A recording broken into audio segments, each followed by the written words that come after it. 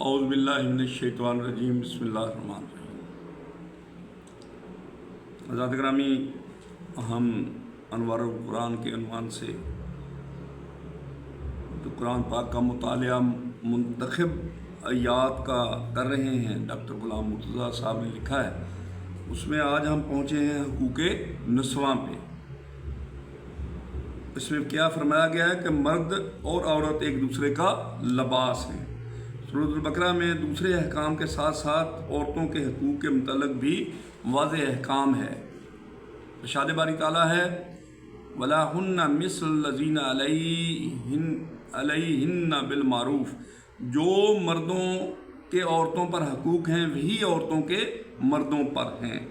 سورۃ البقرہ 228 نمبر ہے۔ یعنی نہ تو مردوں کے لیے کوئی خصوصی حقوق ہیں نہ عورتوں کے، جیسا کہ بعض لوگوں کے ہاں یہ غلط فہمی پائی جاتی ہے۔ اس فن پارے میں عورتوں کے حقوق اس خوبصورتی سے بیان کیے گئے ہیں کہ اگر انہیں انسان ساری زندگی بیٹھ کر سوچتا رہے تو وہ اس ایک آیت سے بہتر بات نہیں لکھ سکتا، نہ پڑھ سکتا ہے، نہ کر سکتا ہے۔ ارشاد باری تعالیٰ ہے ہن لباس لکم وانتم لباس لہن، سورۃ البقرہ آیت نمبر 187۔ تمہاری عورتیں تمہارا لباس ہیں اور تم ان کا لباس ہو۔ اس سے بہتر اور عمدہ مثال ممکن ہی نہیں۔ میرے خیال کے مطابق یہ آیت قرآنی معجزات میں سے ایک معجزہ ہے۔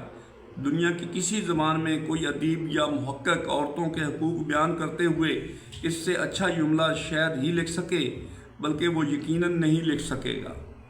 اس لیے کہ قرآن نے بلا وجہ تو چیلنج نہیں دیا کہ تم قرآن کے مقابلے میں ایک سطر ہی لکھ کر دکھا دو۔ قرآن پاک نے مرد و زن دونوں کو ایک دوسرے کا لباس قرار دے دیا ہے۔ جس طرح لباس انسان کا دفاع کر کے اسے گرمی اور سردی سے بچاتا ہے، لباس انسانی جسم سے قریب ترین چیز ہوتا ہے اور انتہائی قرب کی علامت سمجھا جاتا ہے۔ لباس انسان کی عزت کی علامت بھی ہوتا ہے۔ کسی شخص کے گریبان پہ ہاتھ ڈالنا اس کی عزت پر ہاتھ ڈالنے کے مترادف ہے۔ لباس انسان کی زینت بھی ہوتا ہے۔ لباس انسان کے عیوب اور ستر کی حفاظت بھی کرتا ہے۔ علاوہ ازیں لباس اس کی پہچان کا ذریعہ بھی ہوتا ہے۔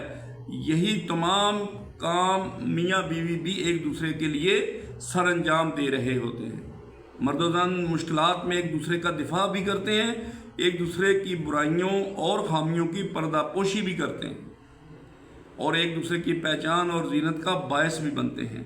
ایک دوسرے کے لیے انتہائی قرب، محبت اور عزت کی علامت اور ان کے محکم ذریعہ ہوتے ہیں۔ اس لیے قرآن پاک نے مرد و زن میں اس لحاظ سے کوئی فرق نہیں رکھا اور کہا جو حقوق مرد کے عورت پر ہیں وہی عورت کے مرد پر۔ ہاں، مرد کو عورت پر ایک درجہ فضیلت حاصل ہے، اور وہ اس وجہ سے کہ یہ مرد کے ذمہ ہے کہ وہ بحیثیت ولی الامر تمام زندگی کمائی کھلاتا رہے۔ دنیا فلسفہ میں طویل عرصہ یہ بحث چلتی رہی کہ عورت انسان بھی ہے کہ نہیں، اور اس بات پر دلائل کے انبار لگا دیے گئے کہ عورت انسان ہی نہیں، یہ روح سے خالی محض جسم ہے، یہ قابل خرید و فروخت ہے۔ اہل ایران عورت کو زن کہتے ہیں، یعنی مار، مزن نہیں کہتے کہ نامار، اور انگریزی سے وومن یعنی وہ فار مین، مرد کے لیے غم و مصیبت۔ فرانس میں پہلی مرتبہ 586 عیسوی میں یہ فیصلہ کیا گیا کہ عورت انسان ہے، لیکن اسے مرد کی خدمت کے لیے بنایا گیا ہے۔ اسلام اس لغو نظریے کا حامی نہیں۔ اگر عورت مرد کی خدمت کے لیے ہے تو مرد عورت کی خدمت کے لیے کیوں نہیں؟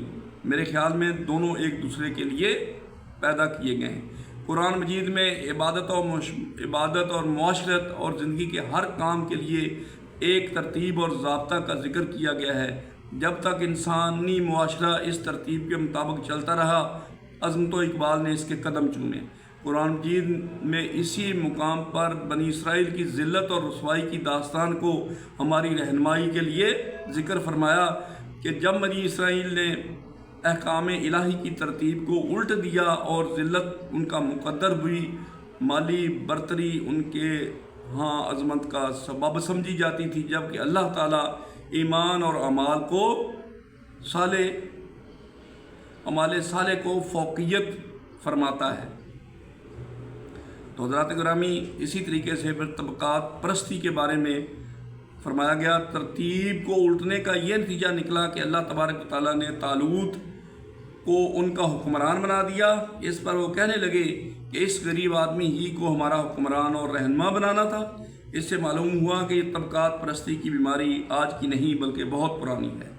یعنی یہ لیڈرشپ کا تصور کہ لیڈر جب بھی بنے گا وہ وڈیرا ہوگا، سرمایہ دار ہوگا یا جگیردار ہوگا، اور طالوت جیسی شخصیت کبرا بھی لیڈر بننے کی اہلیت نہیں رکھتی۔ اس پر اللہ تعالیٰ نے ارشاد فرمایا کہ ہم نے اسے 2 نعمتوں سے نوازا ہے، صحیح جسم و دماغ اور صحیح علم، یعنی اسے صحت مند جسم اور علم عطا فرمایا، اس لیے کہ ہم نے اس کو حکمران بنا دیا ہے۔ اصل فضیلت اس کے علم کی ہے، اس کو اپنا حکمران تصور کرو، تسلیم کرو اور اس کے ساتھ مل کر جہاد کرو۔ حضرات گرامی، اب اگر اس سے کسی نے نافرمانی کی اور پس ہمتی دکھائی تو ان کو حکم ہوا کہ جہاد کے دوران میں تم اس دریا کے کنارے اس کا پانی پینے سے پرہیز کرو، چند گھونٹ پی لو تو کوئی حرج نہیں، لیکن سیر ہو کے نہ پینا۔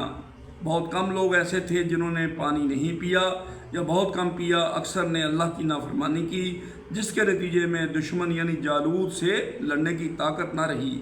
اس سے یہ ظاہر ہوا کہ انسان اگر اللہ تبارک و تعالیٰ کی نافرمانی کرے تو اس کی تمام قوت و طاقت زائل اور ہمت پست ہو جاتی ہے۔ ہر چند کے پانی قوت حیات کا سرچشمہ ہے، مگر اس دریا کا پانی ان کے لیے نقصان دہ اس لیے ہو گیا کہ پانی پینے کے دوران اللہ تعالیٰ کی نافرمانی ہو رہی تھی، اور قوت کا سرچشمہ صرف اللہ تعالیٰ کی پاک ذات ہے۔ یہ قوت اللہ تعالیٰ کی فرمانبرداری ہی سے حاصل ہوتی ہے۔ تو حضرات گرامی، اللہ سے دعا کرتے ہیں کہ اللہ ہمیں قرآن پاک پہ عمل کرنے کی توفیق عطا فرمائے، جس کاموں سے اللہ نے ہمیں منع فرمایا ہے اس سے منع ہو جائے، اور جو کرنے کا حکم دیا ہے اس پہ ہم عمل کریں۔ آمین ثم آمین۔ اللہ حافظ۔